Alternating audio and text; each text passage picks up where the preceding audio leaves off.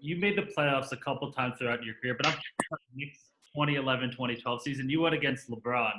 I just want to know how it is to, prepare against going against the guy that's one of the NBA greats. Man, you just pray. That's all you can do. I mean, there's certain guys in the league that there's no scheme for. They're just incredibly gifted. I mean, you look at LeBron. I mean, okay, all right, we're going to take the drive away. Well, okay, he'll start hitting the jumper. And you know what I mean? Then he gets to the lane at will. If he wants to get there, it's really, there's nobody that can stop him with that combination of size, speed, right? And then you go to guys like, you got guys like Dame Lillard, can score from anywhere on the court. I mean, there's no defense that can prepare you for a guy pulling up from that far.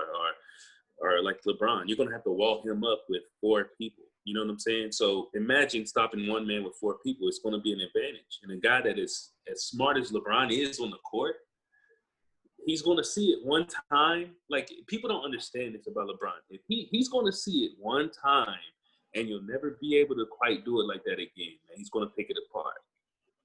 Like, for real. And it's like, if people say like a computer, it's really that. He can see a coverage, and you have to constantly switch it up to try to keep him off balance. But even sometimes that doesn't work, man. Yeah, 100%. And, as you said, LeBron is a physical specimen. And the other teams that are having success in the playoffs are not teams that are built around this one player or these 2 players that have specific strengths. The teams like that, the Milwaukee Bucks and the LA Clippers with Kawhi and Paul George, they've actually fell by the wayside. We're seeing a rise of these new teams, these teams that play faster and more of a team collective effort. So on those teams, I'm thinking of the Miami Heat, I'm thinking of the Boston Celtics, I'm thinking of the Denver Nuggets, I'm thinking of the Dallas Mavericks. Which core group are you most excited about for the future, and which team would you ride? Which bandwagon would you choose to join for the next 10 years? Well, I'm biased, man. I'm going to definitely go with the Heat for the simple reason that you got a guy that's in charge that doesn't believe in folding, right? And I say that meaning there's no tank. That concept of we're going to go in here and it doesn't happen. You know what I'm saying? So that's just your focus every day, because this is what I know, so I'm biased. You know what I mean? Just going into that building every day. Really quickly, are you referring to Jimmy Butler or Coach Spo? I'm referring to Pat Riley. I'm referring to Coach Spo. I'm referring to from the top down. Like, it's a special organization, man, because it's just, when they say culture, it really is that. From the time that you step in, it's we're working. You understand what I'm saying? It's a grind. It's a mentality that you have to have. And for the next 10 years, I would put my money on the Miami Heat, man. You're going to find guys that have that type of energy about them that want to compete. And they may be a little too small or maybe not good enough. And Miami's like that perfect place where they can get enough of those guys together and you see how they play. They all help each other. So I'm going to have to go with Miami. I really think Milwaukee, I don't know if they have enough. I think Giannis, if I was him, having that size, he has to get to the block. He has to get like a hook shot. He's got to get something on the block because it takes away that wall. You understand? So you can't wall up on Bron because he can go to the block. He has to get that next level of his game. I don't know if he's going to have enough time to do that with the pieces that they have, So that's why I'll go Miami. You know what else? We'll take away that block, playing with Steph Curry and Klay Thompson, which I think Giannis will find truly extraordinary. Yeah, but then you run into the narrative of, you jumping ship and chasing rings and stuff like that, which I don't really care about. The goal is to win. Who wants to sit somewhere your whole career and not win? I mean, that's kind of foolish, but I understand people's loyalty and things like that, but that's a decision he's got to make. He may just be happy in Milwaukee, though.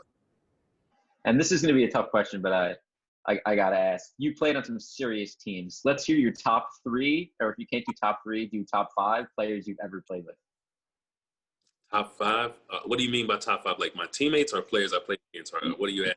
Like, as far as talent? I was thinking talent for this, just because you played with some really talented guys. Okay, understand what I'm about to tell you, because I played with players at different parts of their careers. Okay, so all right. It's tough. Okay, I'll go one would probably be, it would have to be Melo.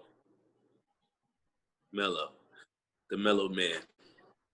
And I'll say that because, like, just practicing with dude every day, working out with dude, and just, I never thought, like, he would miss. You know what I mean? Like, his jumper is that pretty. You don't think he's going to miss. I mean, but offensively, he could score any type of way, and just being on his team and, you know, being in the grind with him night in and night out and seeing how physical he has plays.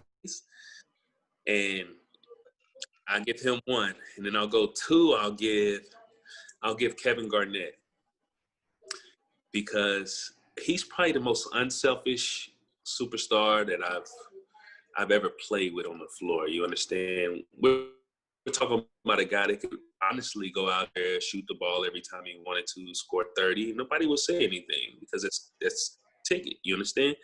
But he's not like that. He wants to get everybody else going around him because he understands that in order to win, he has to bring everybody along. You know, he's real big on, you know, that togetherness and that wolf pack type of mentality.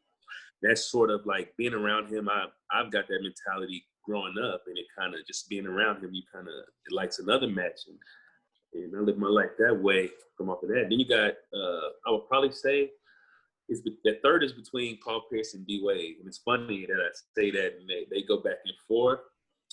I got with D Wade, and he was toward kind of the end, but I gave him the nickname Father Prime. Everybody stole it from me. Right? We would be in games, and, you know, D was getting a little older, but he still could go in that bag and he would pull out stuff, and I'd be like, yo.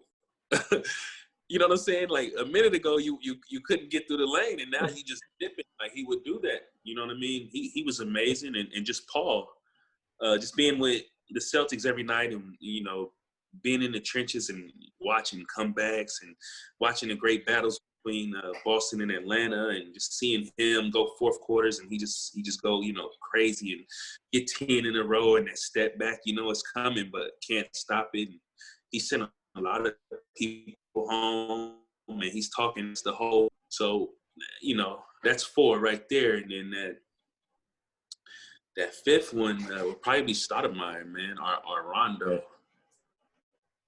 Because Rondo is a baller, man. Like, and people don't understand, because I was young in the locker room, yet Rondo was still trying to gain his respect as well. And he had such a chip on his shoulder that he went out every night trying to prove to the other vets that, you know, he belonged. And this is where, like, that playoff Rondo got going, because he was getting triple doubles and doing it in a way that it was exciting. But if you ever stood next to Rondo, you would understand that he is tiny. You know what I mean? It was amazing. So that would be my five. Quite a list.